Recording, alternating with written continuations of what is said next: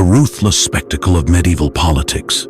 Few deaths were orchestrated to deliver a message as chilling and deliberate as the fate of Hugh Despenser the Younger in November 1326.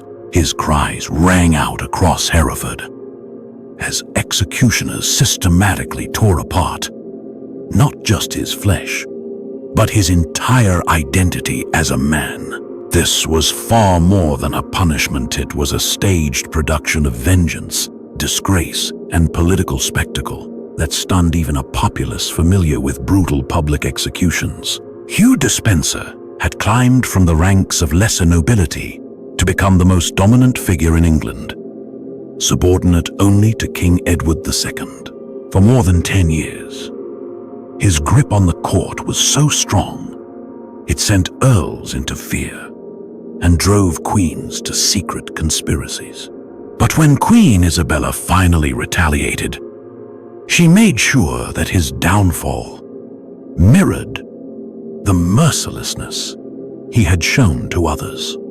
His execution wasn't designed for speed, it was crafted for prolonged agony and symbolic annihilation. Medieval chroniclers, typically restrained in their reports of bloodshed, describe Despenser's demise with rare vividness and almost open delight.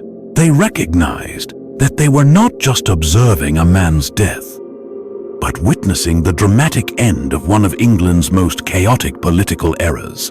The savage nature of his execution reveals the depth of hatred and dread he provoked during his lifetime.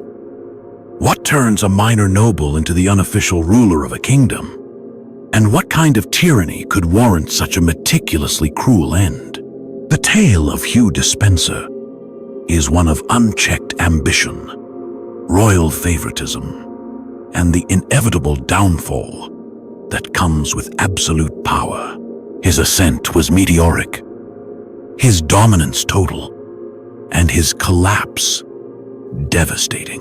Today, we journey into the darkest recesses of medieval England to unravel the twisted history of the king's most infamous favorite man, who dared fly too near the seat of power. This is the story of how unchecked ambition led to a gruesome reckoning, and how medieval justice could rival the most horrifying torture devices ever imagined. Hugh Despenser the Younger entered the world around 1286, in an era when loyalty to the monarchy could lift a family to dazzling heights or plunge them into ruin. His father, Hugh Despenser the Elder, had already built the family's standing as clever courtiers and relentless strategists. The younger Despenser inherited not only his father's name but also his craftiness and a perilous thirst for dominance. The England of Despenser's early years was a nation in flux. Edward I, known as the Hammer of the Scots, had died in 1307, leaving the crown to his son, Edward II. The new monarch stood in stark contrast to his war-hardened father-in-law, drawn to rural hobbies and the company of favored male companions than to the burdens of empire. This vulnerability at the heart of power opened doors for cunning figures like Hugh Despenser. From the outset, Edward II's reign was marred by scandal, especially his bond with Piers Gaveston, a knight from Gascony who became his closest confidant, and, many believed, his lover. Gaveston's downfall and the rise of Hugh Despenser, Gaveston's overconfidence, and Edward II's clear partiality toward him infuriated the English barons, who felt their power being undercut by a brash foreigner. Their resentment ultimately culminated in Gaveston's assassination in 1312. But rather than restoring balance, his death created a power vacuum that Hugh Despenser was ideally placed to fill. In contrast to Gaveston, Despenser was firmly rooted in English nobility. He possessed the political finesse Gaveston lacked and understood that genuine authority came not from flaunting royal attention, but from embedding himself strategically within the government's framework.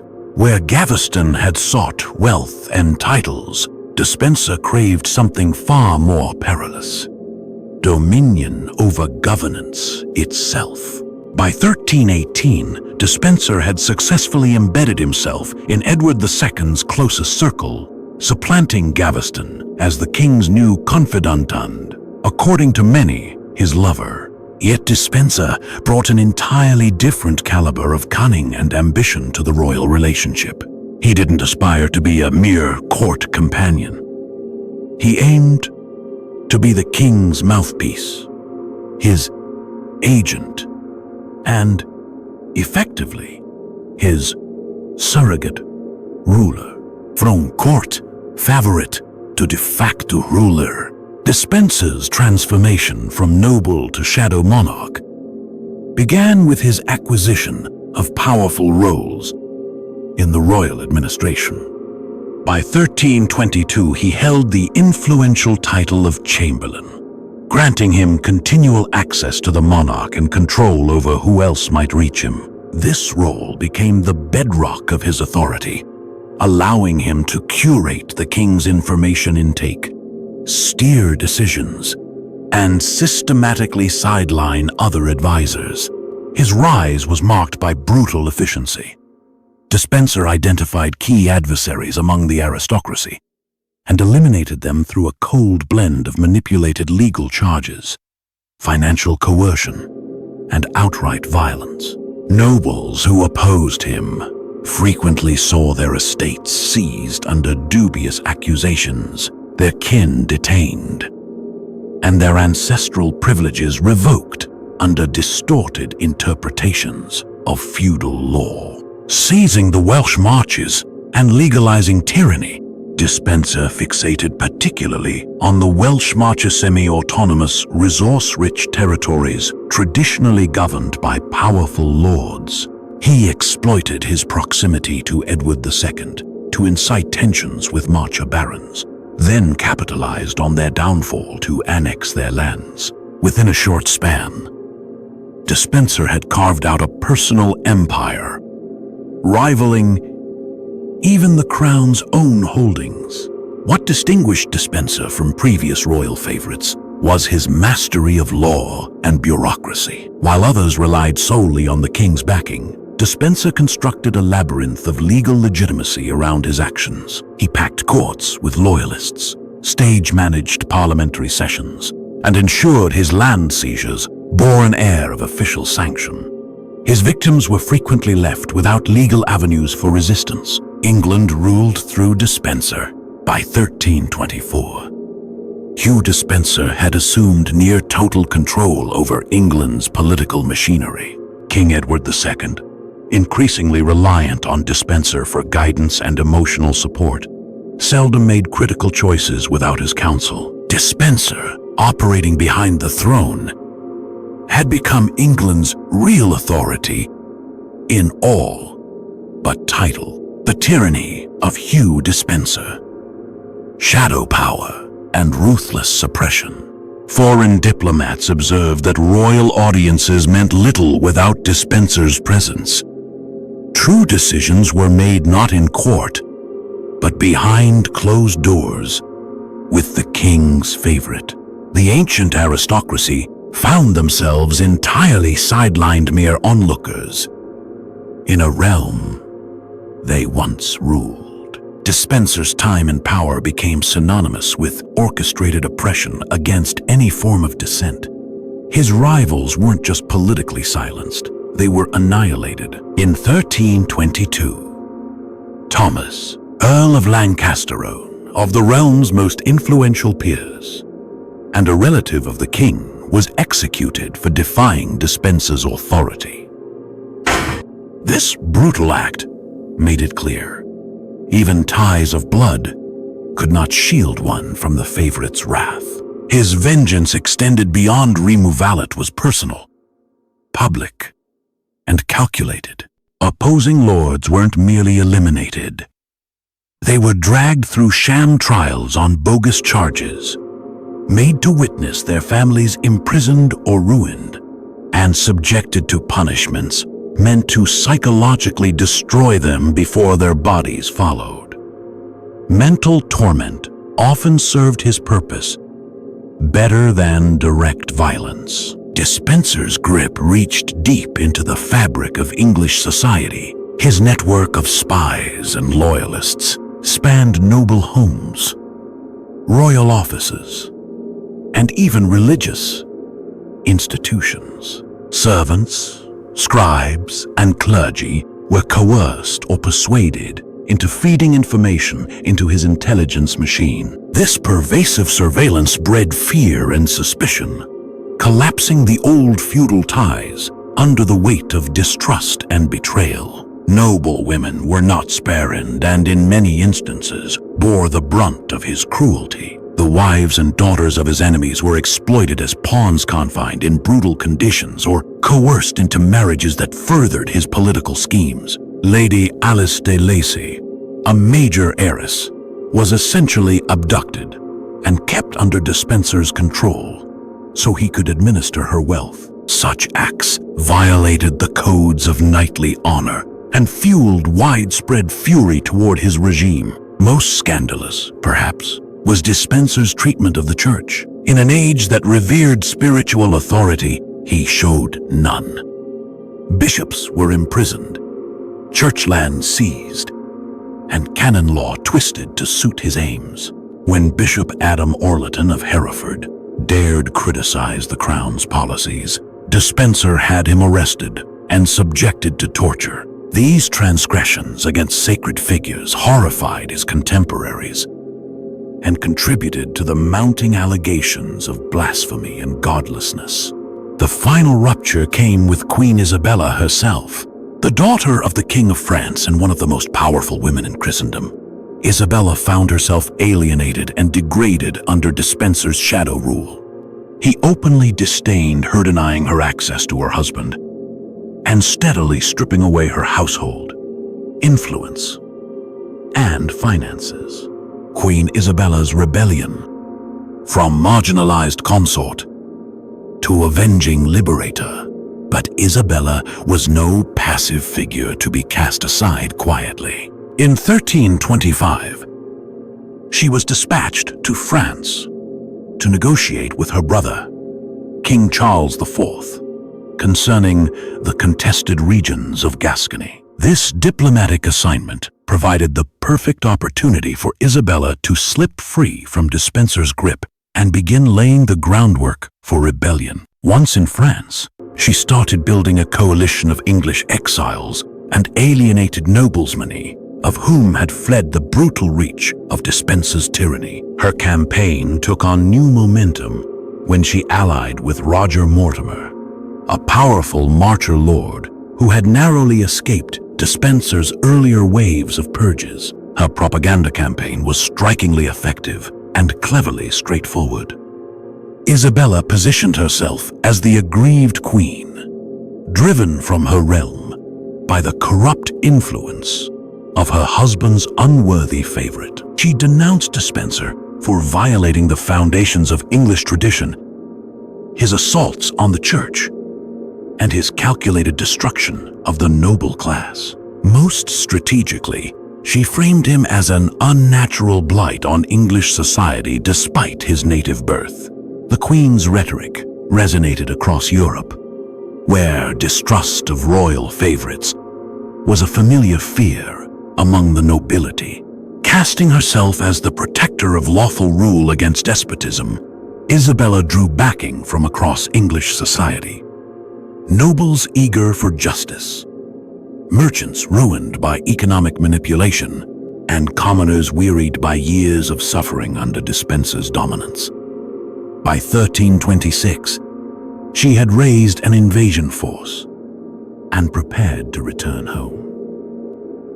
The invasion itself proved surprisingly uneventful.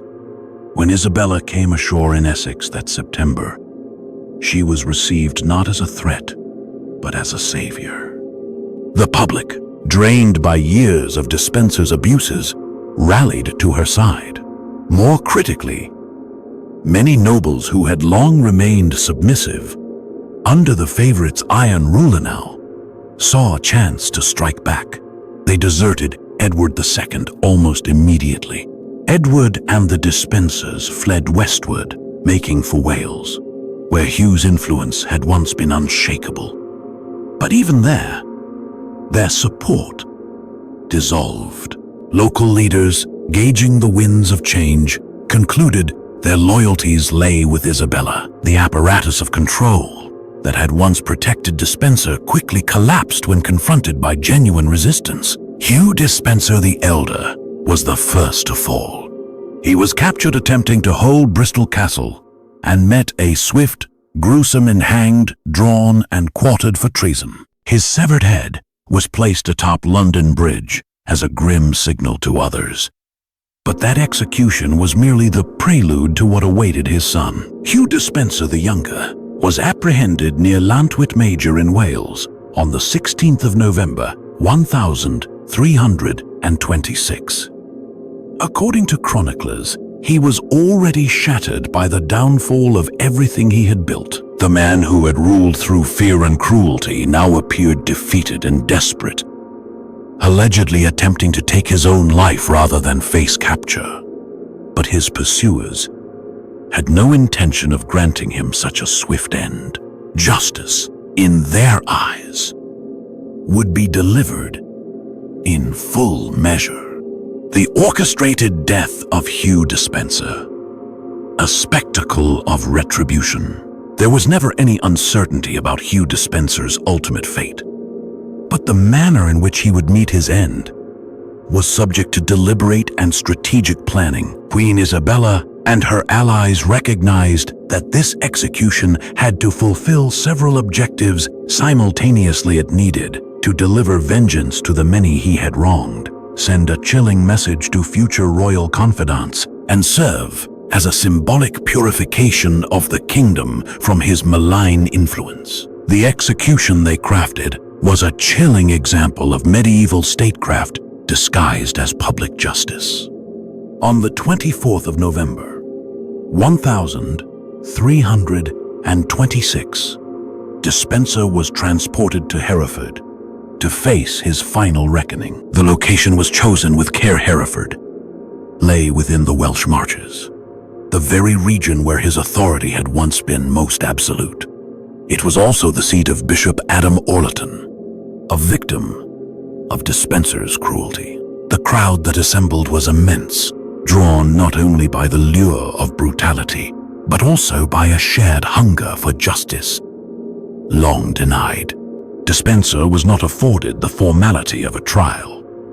Instead, a list of his alleged crimes was publicly proclaimed before the masses. The charges were sweeping: betrayal of the crown, misappropriation of royal properties, persecution of the nobility, desecration of the church, and the manipulation of the king's natural judgment. Each accusation was met with thunderous approval from those eager to witness the downfall of the man who had caused them so much misery.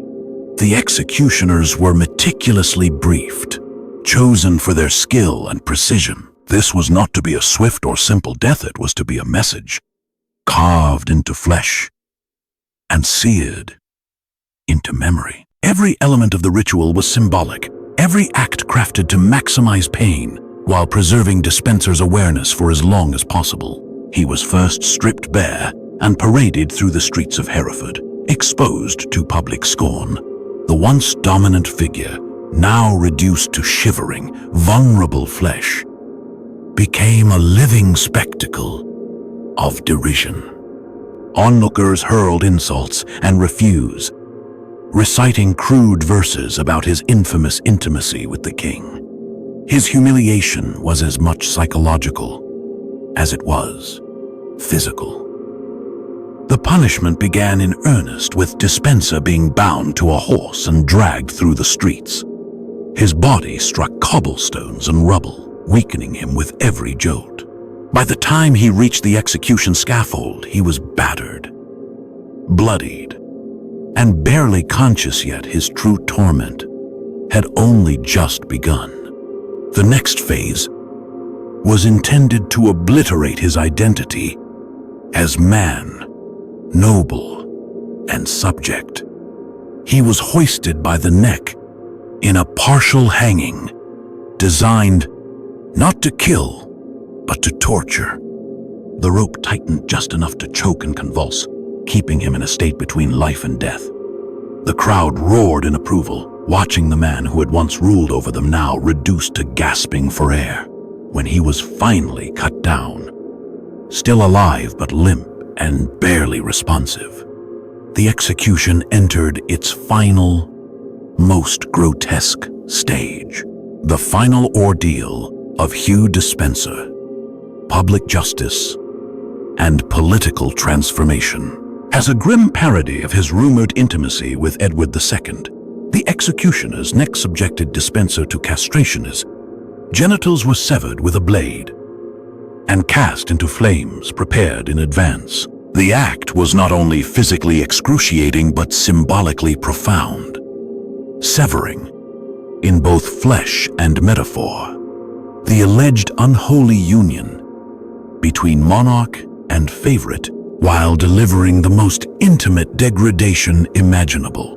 What followed was disembowelment. His abdomen was sliced open, and his intestines carefully extracted, inch by inch, while he remained alive. The medical knowledge of the time, brutal though it was, allowed for methods that could keep a victim conscious through such torment. And the executioners were well practiced in stretching out agony. His heart was eventually removed and thrown into the fieira, symbolic obliteration of the source of his treachery and perverse loyalty. Even as his body failed, Despenser remained partly aware. His shrieks pierced the air, mingling with the cheers of a jubilant crowd. Chroniclers observed that he seemed to be trying to speak, perhaps begging for mercy or attempting a last confession. But his voice was drowned by both his own screams and the delighted howls of spectators. The once feared minister, who had silenced so many, was now unable to make himself heard over his own pain. The execution's conclusion was equally brutal. His body was quartered limbs, tied to horses, and torn from his torso in a final spectacle of violent dismemberment. His decapitated head was placed on London Bridge beside that of his father, while the remaining remains were dispatched to various corners of England. The display ensured his obliteration was not only physical but national, a warning scattered across the realm. In the wake of Despenser's death, the mood in Hereford was more festive than mournful. Celebrations lasted well into the night, with ballads and rhymes mocking the fallen favorite, spreading rapidly. Many of these verses were lewd, ensuring that even in death, Despenser's legacy would be one of public ridicule and shame. Queen Isabella moved swiftly to secure the political momentum. Within weeks, Edward II was compelled to abdicate in favor of his teenage son, Edward III. As regent, Isabella reshaped the narrative. She had liberated England from corrupt influence and reinstated rightful governance. Despenser's death was not portrayed as vengeance, but as rightful justice in the name of national salvation. The psychological imprint left on the aristocracy was significant. The sheer theatrical cruelty of Despenser's end became an enduring warning. For decades, those aspiring to royal favor treaded carefully, mindful of how quickly privilege could turn to public destruction. The financial aftermath was equally transformative. Despenser's extensive wealth and lands were redistributed to reward Isabella's backers. This dramatically altered the balance of noble power. Families once crushed under his regime were revived, while former allies of Despenser were stripped of influence, cast into poverty, or banished. The broader consequences and enduring legacy of Hugh Despenser's death. The international consequences of Despenser's downfall were considerable. Courts across Europe had observed his ascent with a mix of morbid interest and alarm, and his spectacular demise was hailed as a triumph of lawful authority over despotic influence. Isabella's victorious revolt served as a powerful precedent for other queens and nobles confronting similar threats from manipulative royal favorites and ineffectual kings. Hugh Despenser's death left a legacy that extended far beyond the confines of 14th century England. It became emblematic of the intersection between political violence and the assertion of state power. His execution ranks among the most symbolic and intricate in English history, engineered not merely to terminate a man's life, but to deliver an unmistakable message about the dangers of excessive ambition and the abuse of royal favor. The brutal sequence of his execution, partial hanging, genital mutilation, disembowelment, and quartering, would set a grim precedent for the treatment of traitors in English law for centuries. Enduring well into the 1700s, his case shaped how subsequent instances of high treason were addressed, embedding the spectacle of his suffering into the judicial process itself. To this day, scholars continue to debate whether the punishment fit the crime. While few argue in defense of his conduct during his reign of influence, many historians point out that the extreme nature of his death reveals as much about the vengeance of his adversaries as it does about the extent of his own cruelty. The theatrical violence of his execution arguably helped desensitize English political culture, normalizing extreme retribution as a mechanism of governance. The sexualized aspects of his punishment, particularly the castration, highlight medieval anxieties around homosexuality and the fear of improper male relationships corrupting political institutions. Despenser's fate became a recurring narrative symbol whenever close bonds between monarchs and male favorites were viewed with suspicion. His execution also invites analysis through a psychological lens. The complexity and precision of the punishment suggest that mere death was insufficient for those who had suffered under his rule. They demanded complete obliteration and degradation. This reveals the depth of anger and psychological damage his regime had inflicted across all levels of society. Reflecting on the savage death of Hugh Despenser the Younger compels us to grapple with timeless questions of authority, justice, and the darker tendencies of human behavior. His life story illustrates how power, left unchecked, can transform even the privileged and well-educated into figures of tyranny, willing to treat people as disposable obstacles or instruments for control. The chilling spectacle of his punishment challenges our beliefs about fairness and justice. While his crimes were severe, the calculated torment of his execution raises the question: can any individual, no matter how guilty, ever deserve such methodical and public destruction? The jubilant response of the crowd reveals a disturbing human capacity for finding satisfaction in the suffering of a fallen enemy. Finally, Despenser's dramatic rise and ruin offer enduring political insights.